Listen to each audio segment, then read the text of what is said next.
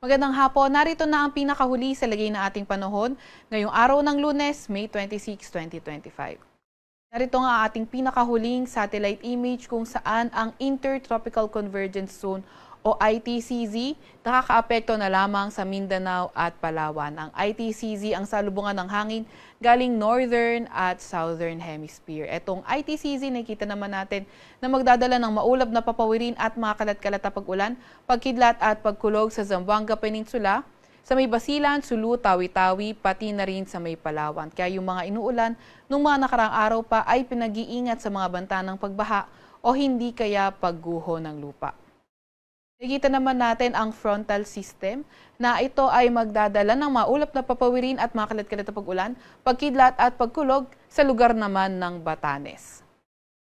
Easterlies naman o yung mainit na hangin galing karagatang Pasipiko ang nakakaapekto sa nalalabing bahagi ng ating bansa kaya sa Metro Manila at nalalabing bahagi nga ng ating kapuluan. Asahan natin yung bahagyang maulap hanggang sa maulap na papawirin at mga tsansa ng mga localized thunderstorms lalo na tuwing hapon at gabi. Sa kasalukuyan naman ay wala tayong namomonitor na low pressure area or bagyo sa loob or malapit sa ating Philippine Area of Responsibility. Para naman sa lagay ng ating panahon bukas, nakikita natin na ang frontal system posible pa rin magdala ng mga paulan yan sa ilang area ng extreme northern Luzon at posible pa rin by tomorrow maging maulan sa Palawan. Para naman sa lagay ng panahon sa Metro Manila at nalalabing bahagi ng Luzon, nakikita naman natin patuloy pa rin ang fair weather conditions, mainit at maalinsangan morning until noon at pagdating ng hapon doon tumataas ang tsansa ng mga localized thunderstorms. Agwat ng temperatura bukas sa Metro Manila ay maglalaro mula 26 to 35 degrees Celsius. 17 to 26 degrees Celsius sa may Baguio, 26 to 33 degrees Celsius sa may Lawag, 27 to 37 degrees Celsius sa may Tugigaraw, 25 to 33 degrees Celsius sa may Legazpi at sa Tagaytay ay 23 to 32 degrees Celsius naman. Agwat ng temperatura bukas sa Puerto Princesa ay 25 to 31 degrees Celsius at 25 to 31 degrees Celsius rin naman sa may Kalayaan Islands. Para naman sa lagay ng panahon sa Visayas at Mindanao, nakikita na nga natin yung pagganda ng panahon, Visayas at Mindanao area, although may chances pa rin ng mga localized thunderstorms. Agwat ng temperatura bukas sa Iloilo at Tacloban ay 25 to 31 degrees Celsius. 26 to 32 degrees Celsius naman sa may Cebu, 25 to 33 degrees Celsius sa may Zamboanga, 25 to 34 degrees Celsius sa Davao at 25 to 32 degrees Celsius naman sa may Cagayan de Oro.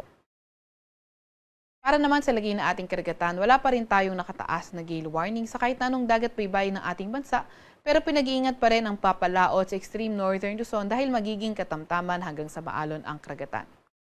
Para naman sa 3-day weather outlook ng mga pangunahing syudad natin, sa Baguio City at Legazpi City, nakita pa nga rin natin na posible pa rin magpatuloy ang fair weather condition. Although, nakikita natin sa Metro Manila, Wednesday until Thursday, magandang panahon pero pagdating ng Biyernes ay posible na ngang maging maulan. Nasaan nga rin natin na yung frontal system ay posible pa rin makaapekto sa ilang bahagi ng Northern Luzon sa mga susunod na araw. Nakikita rin naman natin western section ng Northern Luzon o hindi kaya sa may bandang Ilocos Region. By Thursday and Friday, posible nang maging maulan. At sa western section naman ng Central Luzon at Southern Luzon, posibleng magsimula yung mga paulan by Friday. Kaya patuloy pa rin tayo mag-antabay sa mga ilalabas na update ng Pag-asa.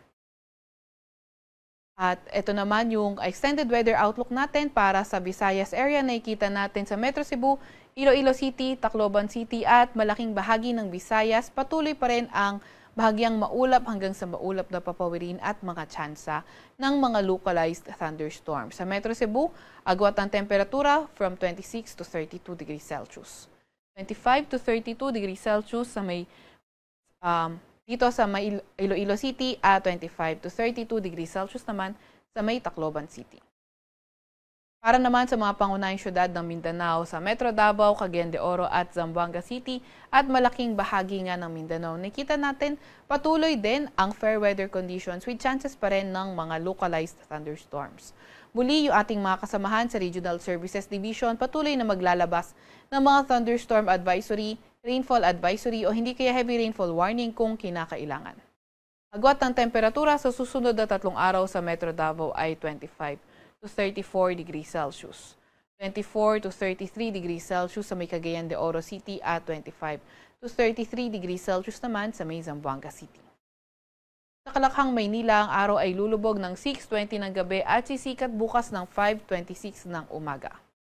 Huwag magpapahuli sa update ng Pag-asa. I-follow at i-like ang aming X at Facebook account, DOST_Pag-asa. Mag-subscribe din sa aming YouTube channel, DOST-Pag-asa Weather Report. At para sa mas detalyadong impormasyon, bisitahin ang aming website, pag-asa.dost.gov.ph. At hanggang muna ang pinakahuli sa lagay na ating panahon, mula sa Weather Forecasting Center ng Pag-asa, Veronica Torres.